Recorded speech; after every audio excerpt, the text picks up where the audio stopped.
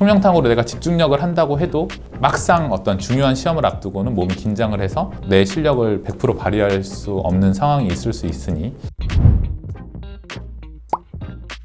총명탕은 집중력을 높여주고 학습 능력을 향상시켜주는데 막상 공부를 많이 해도 시험 당일에는 긴장이 돼서 아는 것도 생각이 안 나고 흥분해서 중요한 시험을 그르치게 되는 경우들이 많이 있습니다. 그래서 중요한 시험을 앞둔 수험생에게는 총명탕과 함께 청심환을 시험 전에 복용하게 합니다. 총명탕만 가지고 효능을 내는 게 좀 어려울 수도 있으니 총명탕으로 내가 집중력을 한다고 해도 막상 어떤 중요한 시험을 앞두고는 몸이 긴장을 해서 내 실력을 100% 발휘할 수 없는 상황이 있을 수 있으니 총명탕과 더불어서 청심환을 시험 당일에는 복용하게끔 그런 티칭을 하기도 하고요. 이거는 뭐 소화가 안 되시는 분들은 소화가 잘 되는 거랑 총명탕을 같이 복용을 하기도 하고요. 또한 시험 때 집중하고 긴장을 높이다 보면 기운이 머리 쪽으로 쏠려 손발은 차갑고 머리는 뜨거운 느낌이 날 수 있는데 이런 경우에는 체내의 기혈순환이 잘 안 될 수 있으므로 시험 후에는 원래대로 순환이 잘 이어질 수 있도록 하는 한약을 드시는 것을 추천드립니다. 어떤 시험이 다 끝나게 되면 우리가 머리를 많이 쓰기 때문에 기운이 다 위로 올라가서 머리는 뜨겁고 손발은 차가워지는, 이건 결국은 순환이 잘 안 된다라는 거고,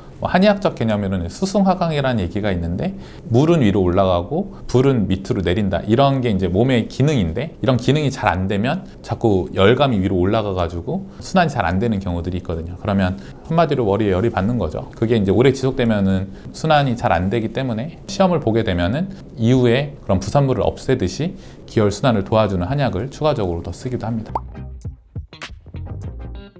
총명탕의 구성 약재는 세 가지로 이루어집니다. 백복신, 원지, 석창포. 백복신은 인체 내에 불필요한 습기를 체외로 빼주는 역할을 하고, 원지는 심신의 안정을 도와주고, 석창포는 체내의 담을 풀어 기혈의 순환을 돕는 역할을 합니다. 즉 혈액순환을 돕는 역할을 합니다.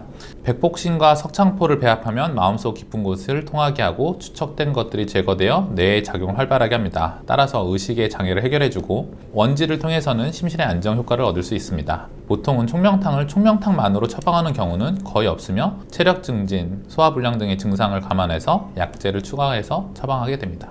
백복신, 원지, 석창포 다 쉽게 재래시장 가면 다 구할 수 있는 거고 차처럼 끓여서도 할 수 있는데, 그렇게 하는 것보다는 내 몸의 상태에 뭐가 부족한지를 더 파악해서 이것들의 다른 약재를 더 가감해서 쓰는 경우들이 훨씬 더 많다. 그리고 그게 총명탕으로 나가는 것들이 이 세 가지로 있는 경우는 굉장히 적다.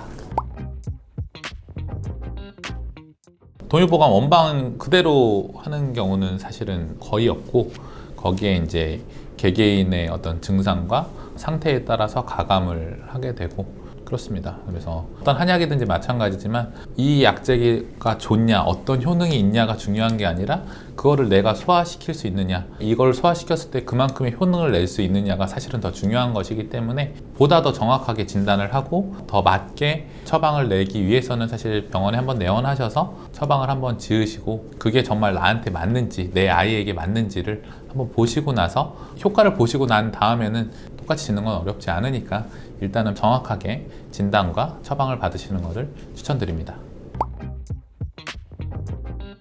이건 한약의 보관법과 유통기간에도 다 적용되는 얘기인데, 일반적으로 물약으로 된 거는 유통기간이 6개월이라고 얘기를 하고, 효능을 낼 때는 사실 3개월을 넘기지 마라 라고 티칭하고 있습니다. 그래서 결국은 오래 지나면 효과가 점점 떨어지게 되니까 이왕이면 처방을 하고 3개월 이내에 복용을 하시는 걸 추천드리고, 그동안의 보관은 서늘한 곳이 있다면 서늘하게 보관, 그런 곳이 없다면 냉장고에 보관을 해서 드실 때는 따뜻하게 드시는 걸 추천드립니다.